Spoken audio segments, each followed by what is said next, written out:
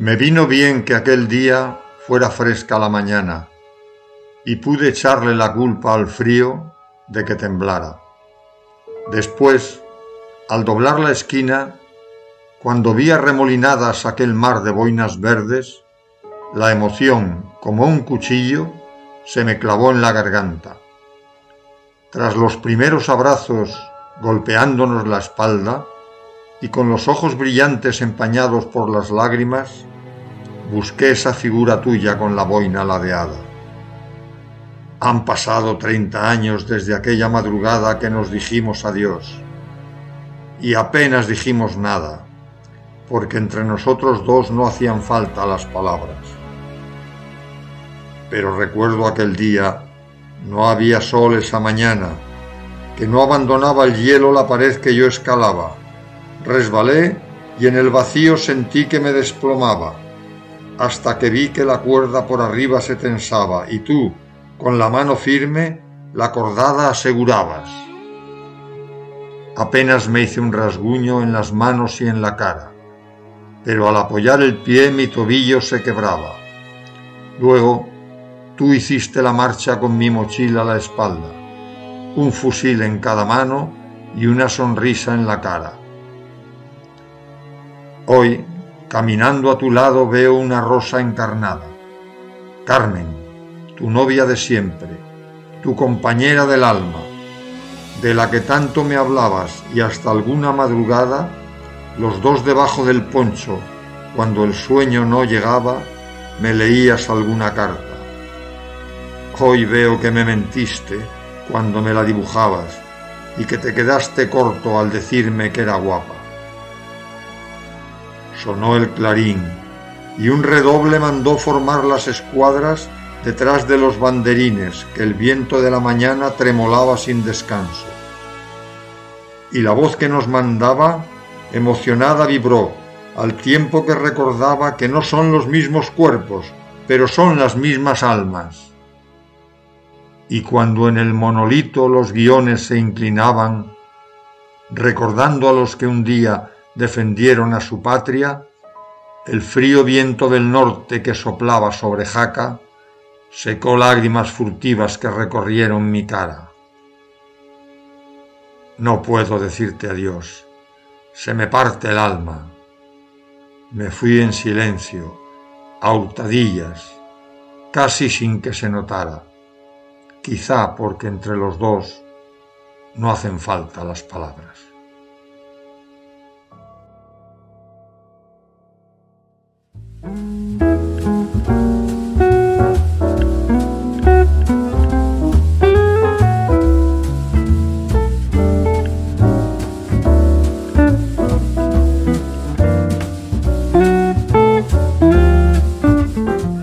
Queridos amigos de La Voz de la Guerrilla, traemos hoy a nuestro canal al Teniente Coronel Antonio Rueda Caballero.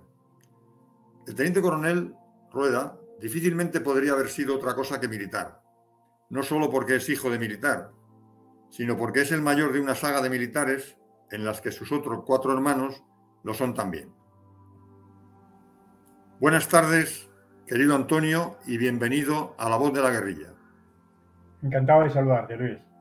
Muy bien, pues nosotros también estamos encantados de que estés con nosotros para hablar de lo que ha sido tu vida militar, de lo que ha sido ese libro que escribiste en el que reflejas todas tus vivencias y recordar viejos tiempos de cuando estábamos en activo.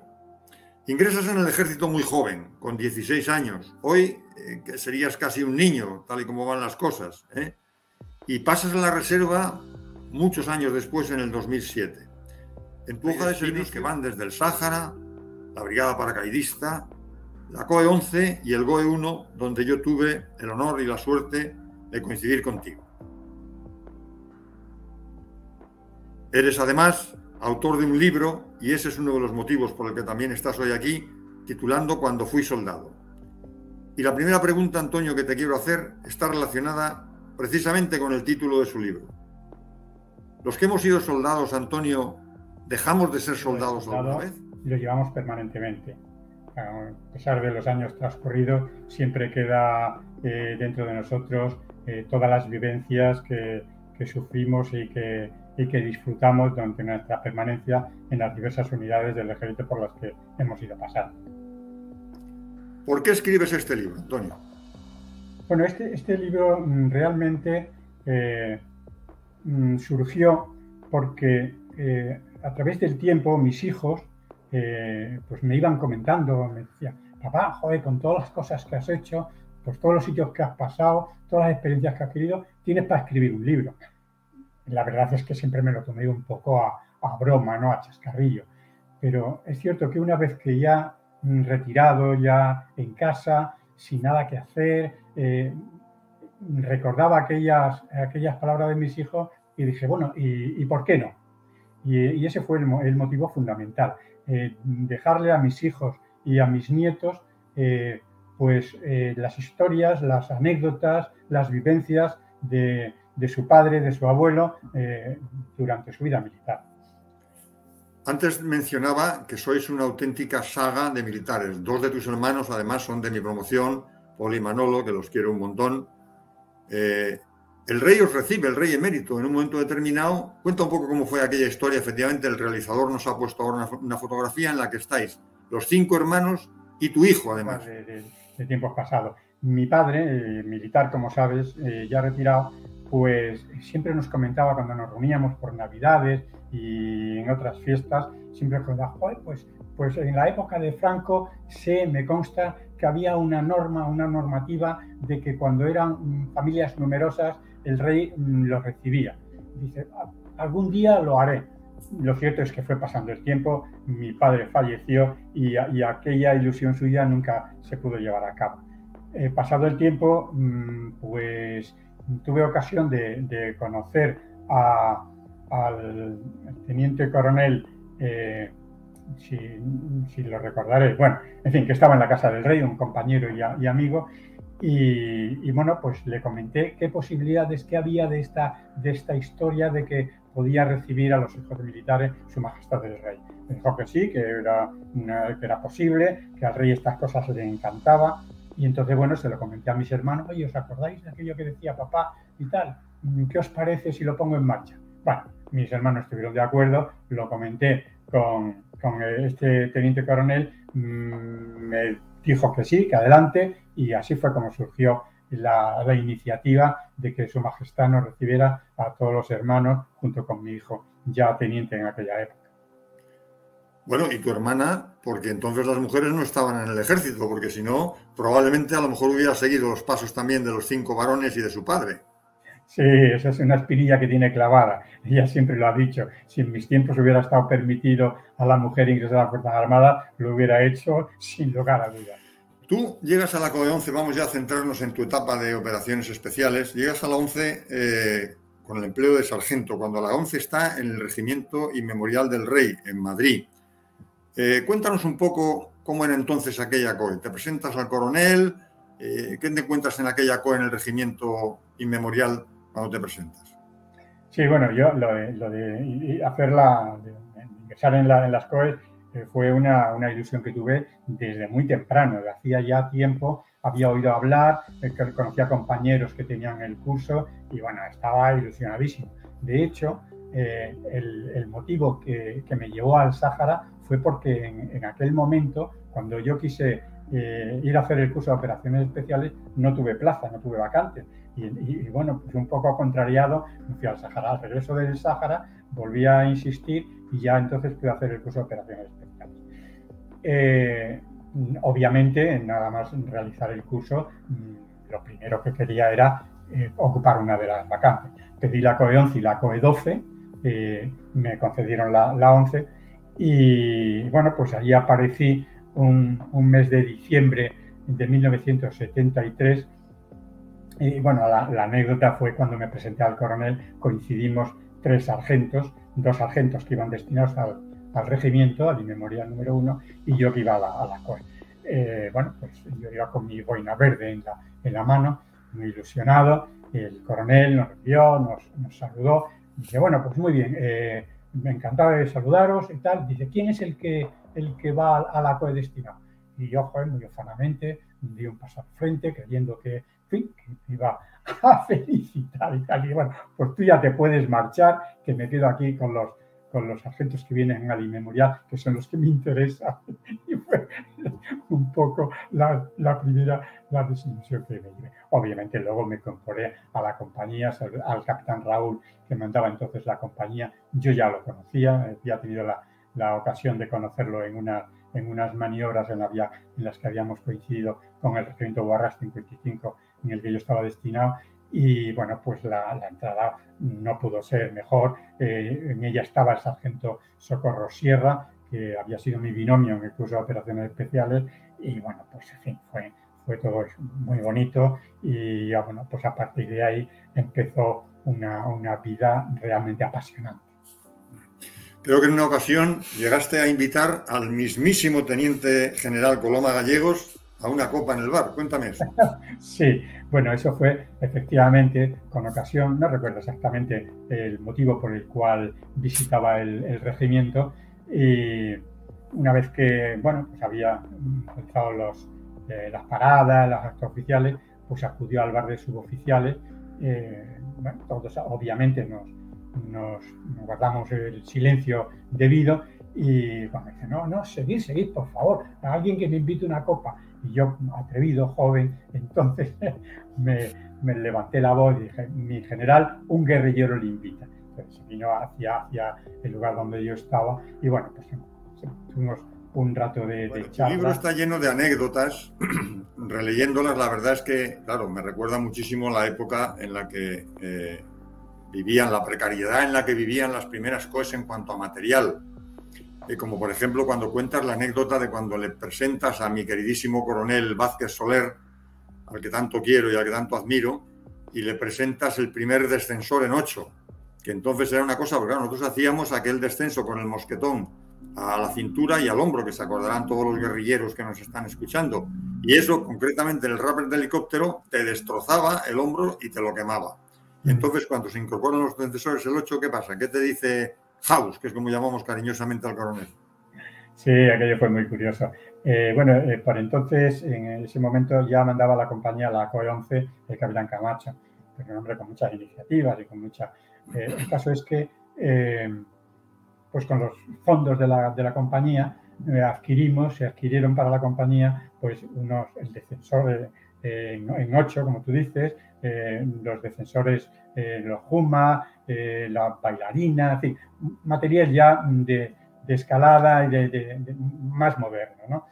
Y bueno, aprovechando que la compañía 12, la COE 12, estaba haciendo las prácticas de escalada en La Pedriza, pues el capitán me dijo, mira, acércate a nuestra querida compañía hermana y les ofreces este material para que lo puedan utilizar ellos también.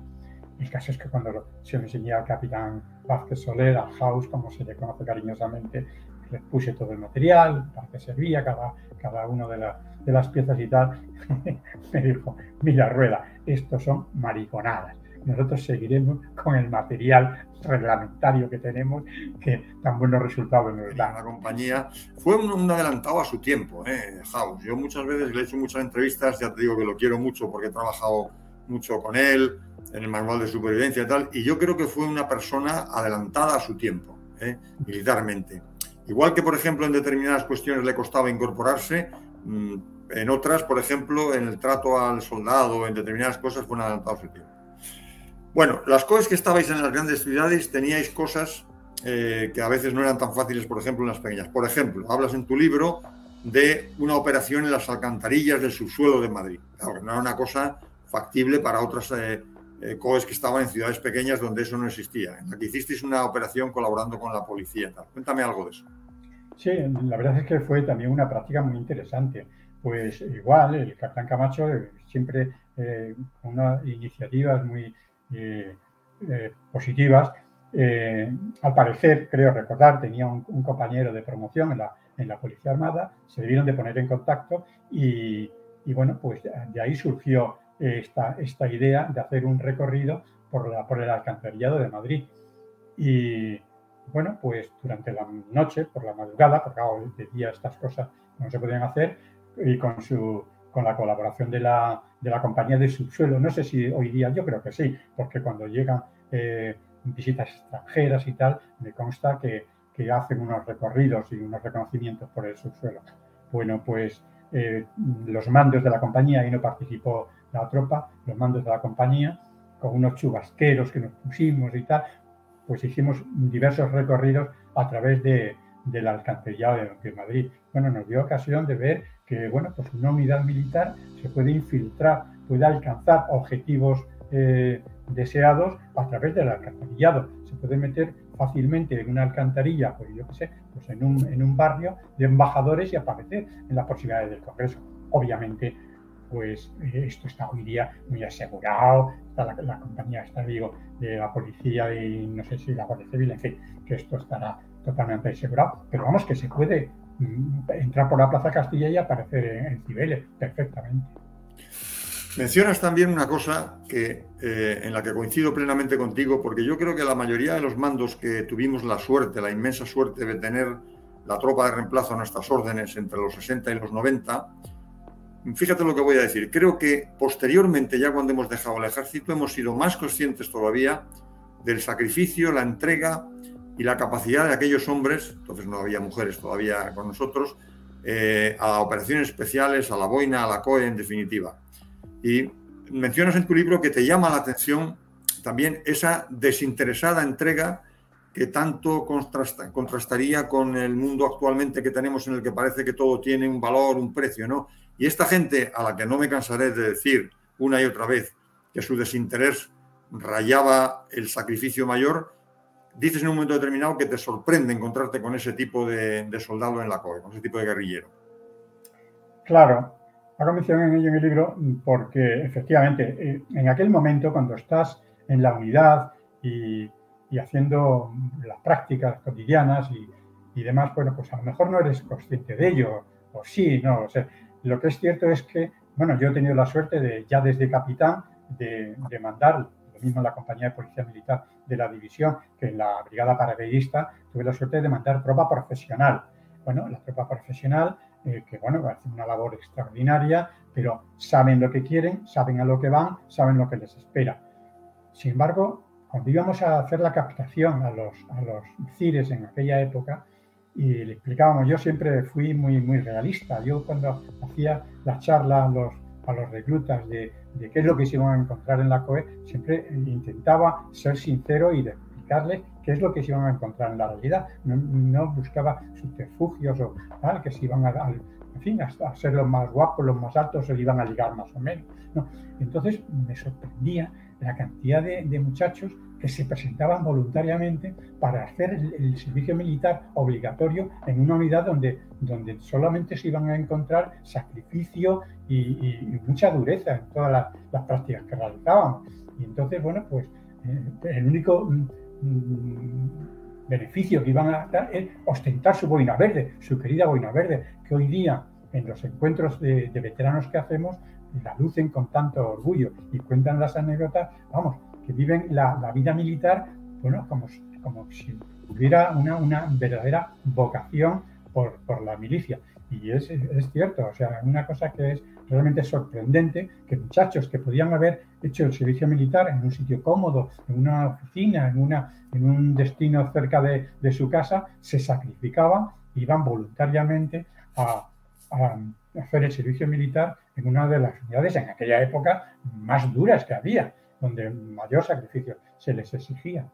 Indudablemente, estoy totalmente de acuerdo contigo, lo he comentado pública y privadamente muchas veces, que realmente hay un gran estudio sociológico por realizar de todo lo que supuso todas aquellas generaciones de muchachos que hicieron la mili con nosotros de esa manera, y quizá algún día se realice, pero son un ejemplo. De hecho, mira, toda la gente que colabora en este programa, en la revista Boina Verde y todo lo demás, son gente que lo hace de una forma totalmente altruista, tienen sus trabajos, tienen sus familias, me consta que muchas veces le roban tiempo a su familia para esto, y han sido un ejemplo para nosotros los profesionales, un ejemplo permanente y, bueno, de alguna manera una satisfacción de la labor que se realizó con ellos, porque lo que tú dices de la captación es que no solo es que no se contaran mentiras, es que se endurecía la verdad.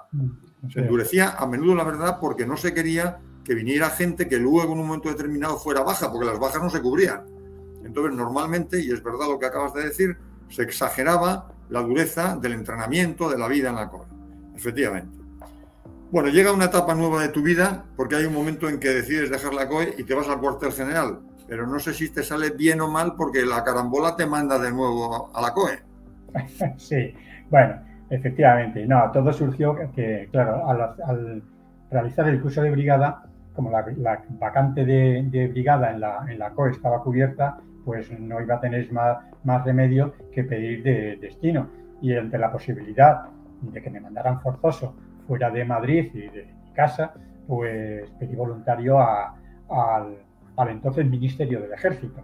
Bueno, el caso es que bueno, me salí destinado allí cuando al poco tiempo de estar, bueno, no llevaba ni un mes destinado, el mando decidió que todas las vacantes que hubieran las COE, brigada paracaidista, en fin, unidades especiales, unidades que requirieran título, tenían que ser cubiertas al 100%.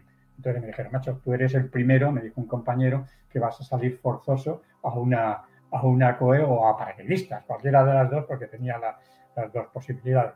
Y yo, joder, pues bueno, la he hecho. Yo que vengo para que no me manden forzoso fuera de Madrid y al final me van a mandar fuera de Madrid a otra COE.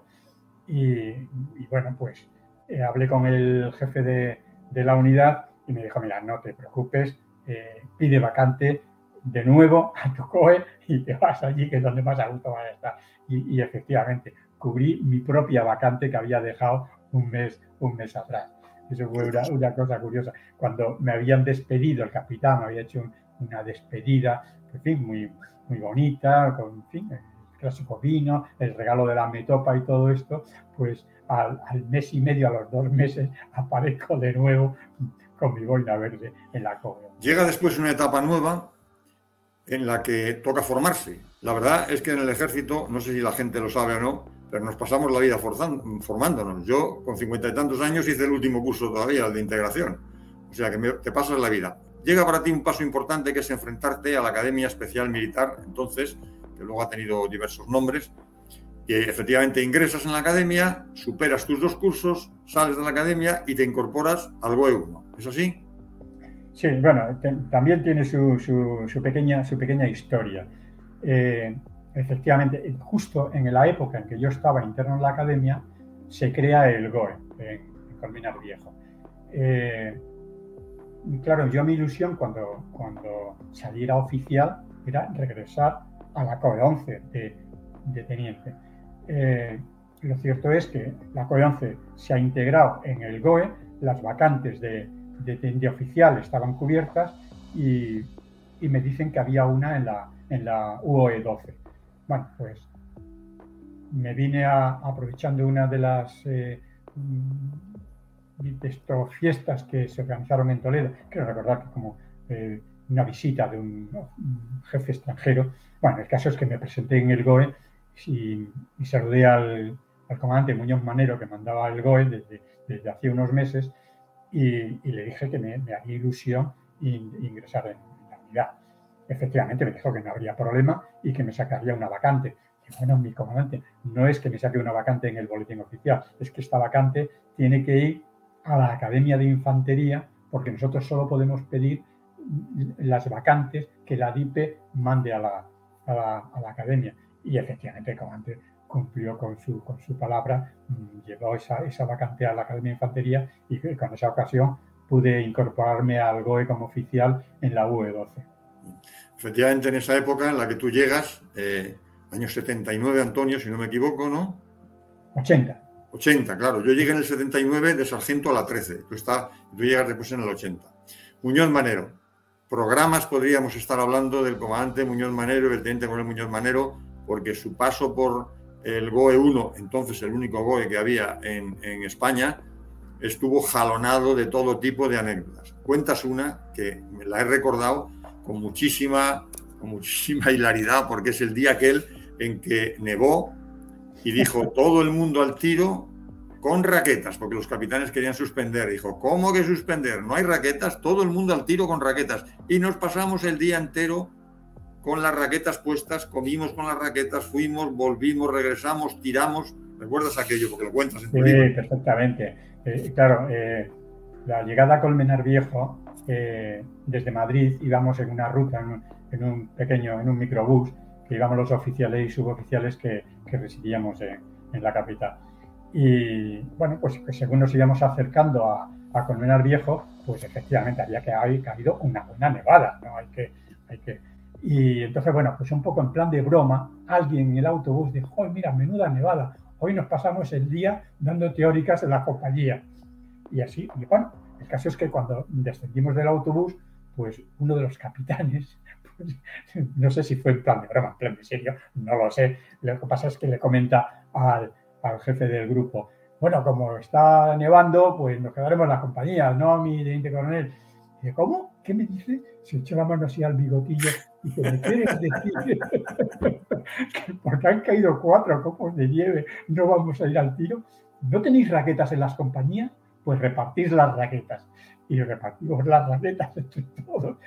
Aquellas raquetas, hay que decir raquetas, aquellas raquetas cutres hechas de cuerdas con unos aros de madera. Bueno, y efectivamente nos cruzamos desde el acuartelamiento de la base de San Pedro hasta el cerro de San Pedro, campo de tiro, y ahí estuvimos todo el día y regresamos con las raquetas puestas, cruzando la carretera.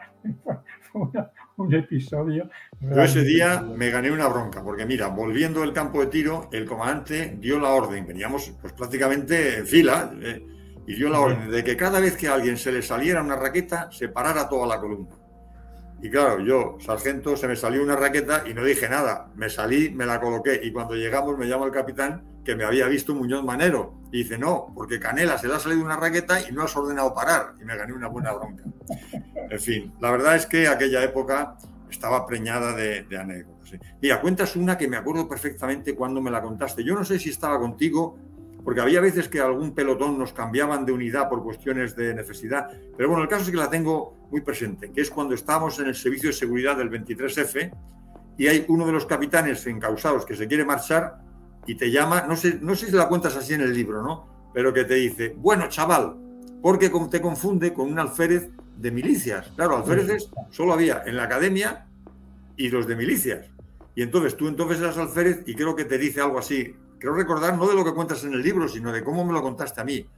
Bueno, chaval, mira, sí, vale, tal. Y entonces tú le contestas algo, corrígeme si me equivoco. De chaval, nada. Soy alférez de infantería y usted se vuelve para adentro o alguna cosa así. ¿Cómo fue aquello? Sí, bueno, la anécdota fue un episodio realmente serio. El sargento Peña, que estaba en mi equipo operativo, estábamos montando la seguridad. Recordarás que cada 4 horas nos relevábamos los equipos operativos. Era rayando las 12 de la noche. Estaba a punto yo de recibir mi equipo el relevo del teniente Herrero Sotillo, que mandaba el segundo equipo. Bueno, el caso es que me llega Peña y dice: mi alférez, que me ha comentado un policía militar de los que montan la seguridad en la residencia de los procesados, que hay un capitán que dice que de esta noche no pasa que se toma un cubata en la Gran Vía madrileña. Joder, ¿cómo que me dice? Estarás de broma. No, me lo ha dicho muy en serio. El caso es que me acerqué hacia la residencia y en un vestíbulo que había próximo al bar donde ellos solían, en fin, alternar, tomar unas copas allí, tal, me encontré un capitán, allí estaba a oscuras el vestíbulo, una persona allí sentada, y claro, le pregunté qué hacía allí.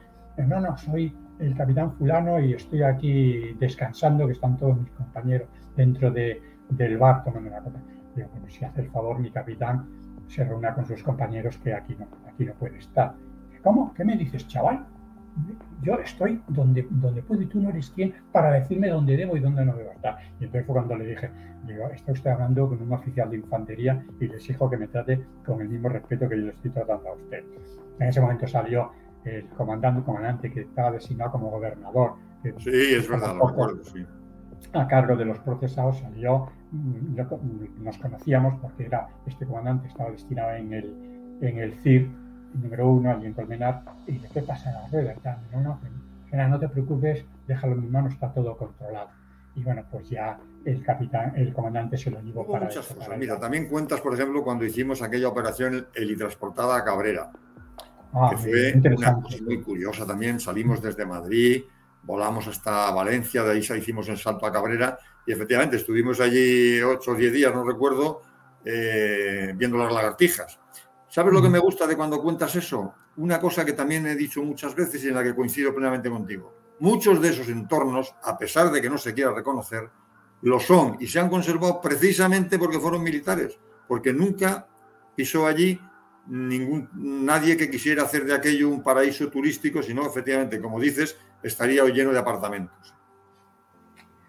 Sí, bueno, ya siendo capitán, me ocurrió, bueno, leí en un artículo en el periódico El País a alguien que había encontrado unas latas de conserva o tal y criticaba a los militares que habían pasado por allí haciendo algún recorrido, alguna marcha o alguna maniobra, ¿no?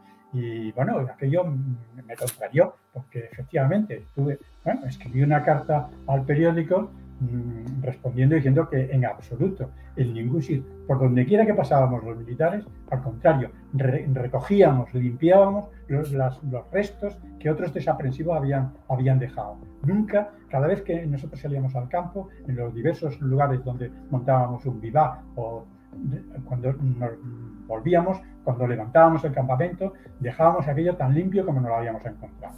Y en la isla de Cabrera, yo estoy convencido, y así por eso lo comento, de que si la isla de Cabrera no hubiera estado en manos de defensa del ejército, aquello hubiera sido, en fin, totalmente pasto de los apartamentos.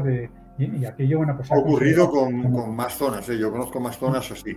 De allí recordarás, efectivamente, porque también lo mencionas, el asunto del monolito francés, que era una historia que yo no conocía y que efectivamente nos contaron allí después, que después de la batalla de Bailén llevaron allí, pues no sé si 5 o 6 mil prisioneros, de los que desgraciadamente pues en la isla murieron pues 2 o 3 mil, salieron muy pocos.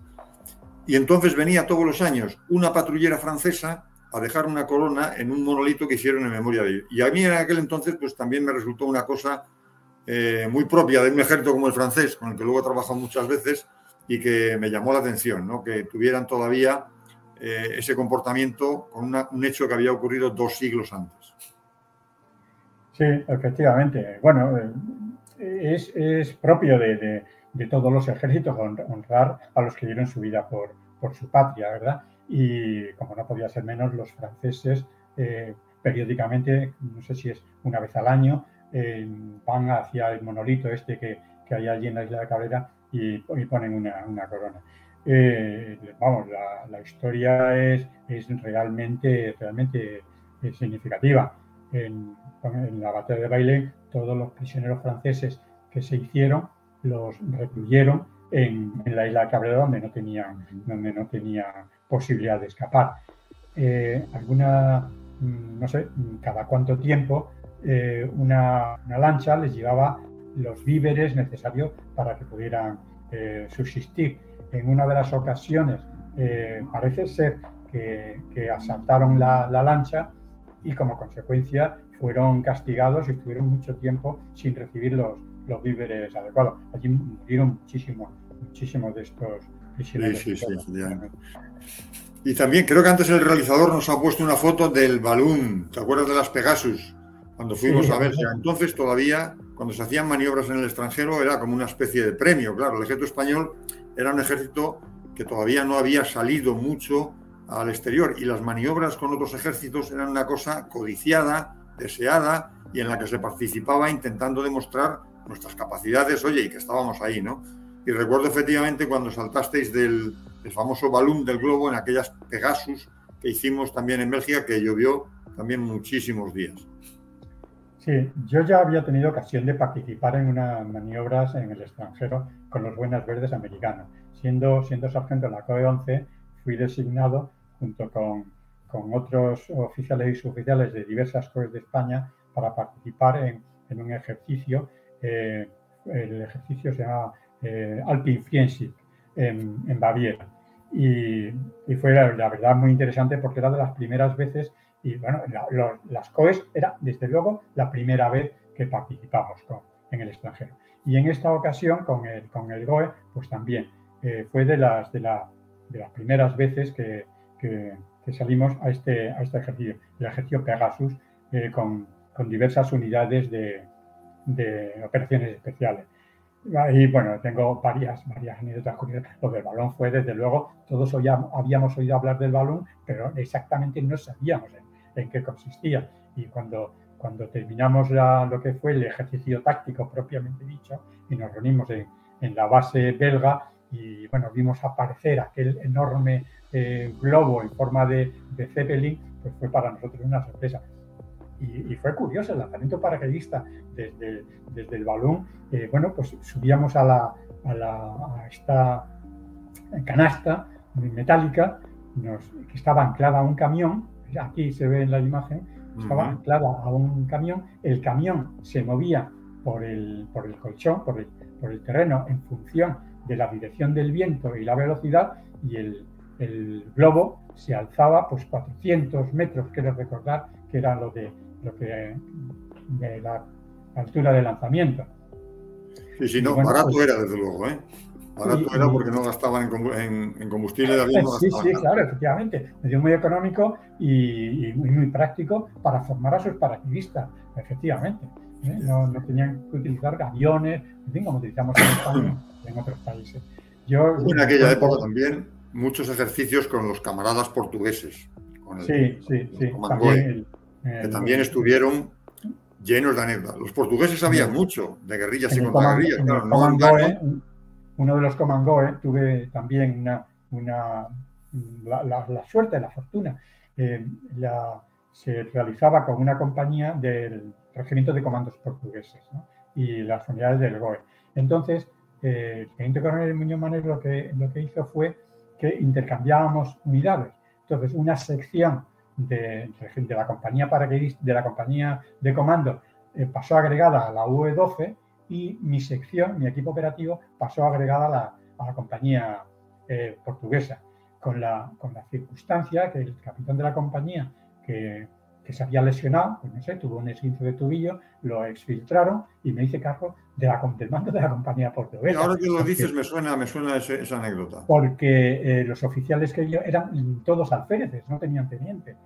Y al ser yo el único teniente, pues tuve la ocasión esta de montar una compañía en aquel ejercicio. Los portugueses sabían mucho de lucha de guerrillas, ¿eh? Yo recuerdo que en los Comangoes se aprendía mucho porque ellos tenían, claro, toda la experiencia de Angola y de Mozambique, claro, y sabían, pero muchísimo, de técnicas de guerrilla y contraguerrilla. Yo recuerdo que, ya te digo, que se aprendía muchísimo trabajando con ellos, eran unos grandes camaradas y fueron unos ejercicios muy buenos. Yo los hice no solo en el 1, sino todavía luego en el 3, los hice también con ellos y la verdad es que eran unos ejercicios estupendos. Bueno, sigue tu vida en el GOE 1, que estaríamos hablando de anécdotas de aquella época, Antonio, pues toda la tarde, pero el tiempo que tenemos es el que es. Y finalmente en el 85 dejas el GOE 1, creo recordar que es en el 85, ¿no? Sí, 85, 86, sí, por esas fechas, sí, más o menos. No te vas a sitios cómodos porque después vas a la brigada paracaidista, donde mandas una unidad y tal, en fin, pero digamos que se cierra ahí tu etapa de operaciones especiales. Sí, yo ya le había comentado al teniente coronel Muñoz Manero la posibilidad. Yo ya estaba cerca mi ascenso a capitán. Y le había comentado, recuerdo que fue una noche en un ejercicio de tiro en el Palancar, le comenté la posibilidad de ocupar una vacante de capitán. Claro, cuando me dijo que no había vacante y que las posibilidades pues eran, en fin, prácticamente nulas, claro, ya me planteé la posibilidad de pedir destino. También es cierto que ya mis hijos ya entraban en una edad ya un poco, que en fin, que yo notaba que necesitaban la presencia de su padre en casa, porque aunque mi mujer en fin, llevaba las riendas del hogar sin problema ninguno y todo, en fin, no había, gracias a Dios, ninguna cosa que hubiera que preocuparse, pero es cierto que yo notaba que la necesidad de la autoritas en el hogar se iba haciendo necesaria.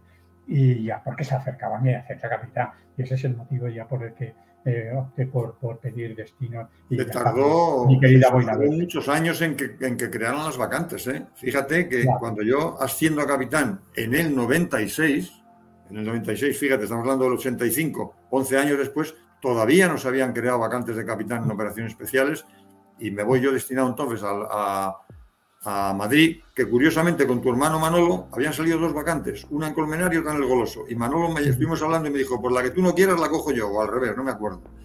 y estuvimos ahí destinados juntos. Y todavía tardó 2 años en salir esas vacantes de capitán, o sea que estuvo un montón de tiempo. Sí, yo después de capitán estuve en la agrupación de abastecimiento. Bueno, yo pedía todas las vacantes de capitán de infantería que me interesaban. Yo, en fin, dado mi carácter, mi espíritu, en fin, de hombre de acción, vamos a decirlo así, entre comillas, pues claro, a mí lo que me gustaba era... Y bueno, pues las vacantes que me dieron, yo las pedía todas, me las iban cerrando y aparecí en la agrupación de abastecimiento. Y estando ahí en la agrupación de abastecimiento estuve poco tiempo porque me enteré de que había quedado libre la compañía de policía militar de la división acorazada y fue cuando aparecí en la policía militar. De ahí luego me fui a montar la compañía 12 de paracaidistas y ahí ya terminé mi etapa de capitán cuando ascendí a comandante. Yo creo que cuando estás en la compañía de abastecimiento, una noche estábamos nosotros, los que tú conoces, Pepe Jul, en fin, Expósito, todos en la Academia Especial, y llegamos en tren a Albacete. Y de repente tenían que trasladarnos en unos camiones al campo de maniobras para iniciar un ejercicio. ¿Y quién encontramos a la bajada del tren? Al capitán Rueda, que había venido al enterarse de que nosotros estábamos en la academia e íbamos a ver los transportados, y tuviste el gesto, hablamos de un viaje a Madrid a Albacete de noche en invierno, tuviste el tremendo gesto de venir a llevarnos y dijiste, no, vosotros veníais y yo, que he sido oficial vuestro en el GOE, vengo para que sepáis que estoy aquí. ¿Te acuerdas de eso, Antonio, o no? Sí, vamos, claro, se me escapa la cosa puntual. Sí, en aquella época hacíamos transportes y abastecimiento a las diversas unidades que iban, debió de ser en Chinchilla, donde estaba... Sí, era en Chinchilla, Eso es, sí. Año 87-88, por ahí. Claro, y entonces debió de ser en el 88. Y entonces, bueno, pues yo pedí voluntario para ir a hacer este transporte. Sí, porque tú podías haber mandado a uno de tus oficiales o suboficiales porque eran un convoy de camiones, no tenía. Yo recuerdo que nos gustó mucho el detalle, ¿no? Porque dijimos, mira, el capitán Rueda se ha venido porque sabía que nosotros veníamos para tal. Y eso nos llamó la atención. Pues bueno, Antonio, pues tenemos que ir terminando. Estabais de alumnos en la Academia. Alumnos en Toledo, en el segundo año. Eso es, claro, sí. Estábamos ahí. Exactamente. Antonio, tenemos que ir terminando. Ha sido un verdadero placer tenerte aquí esta tarde en La Voz de la Guerrilla.